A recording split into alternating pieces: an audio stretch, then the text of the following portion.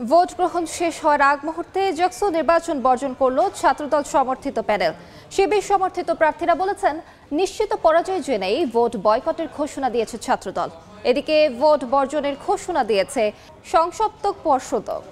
অব্যবস্থাপনার অভিযোগ তুলে নির্বাচনী দায়িত্ব থেকে সরে দাঁড়িয়েছেন জাতীয়তাবাদী ফোরামের কয়েকজন শিক্ষকও। এর আগে দুই প্যানেলের প্রার্থীদের অভিযোগ পাল্টা অভিযোগ ছড়ায় উত্তেজনা। জাকসু নির্বাচনের সবশেষ খবর জানাতে এই মুহূর্তে জাহাঙ্গীরনগর বিশ্ববিদ্যালয়ে আছেন সহকর্মী আদনান তুর্য। সরাসরি প্রথমেই যাচ্ছি তুর্যর কাছে।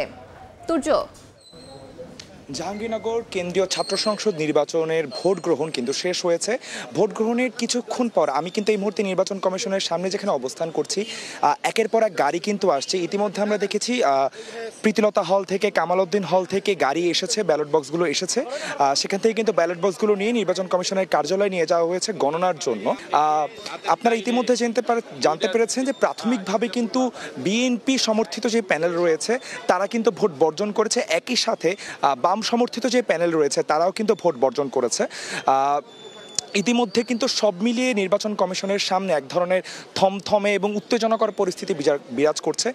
আমাদের এখানে কথা ছিল একটু পরে নির্বাচন কমিশন কার্যালয়ের সামনে এসে ছাত্রদল তাদের অফিসিয়াল ব্রিফিংয়ের মাধ্যমে জানাবে, এবং তারা আমাদেরকে বিক্ষিপ্তভাবে কিছু অভিযোগও জানিয়েছে। সকালবেলা থেকে যে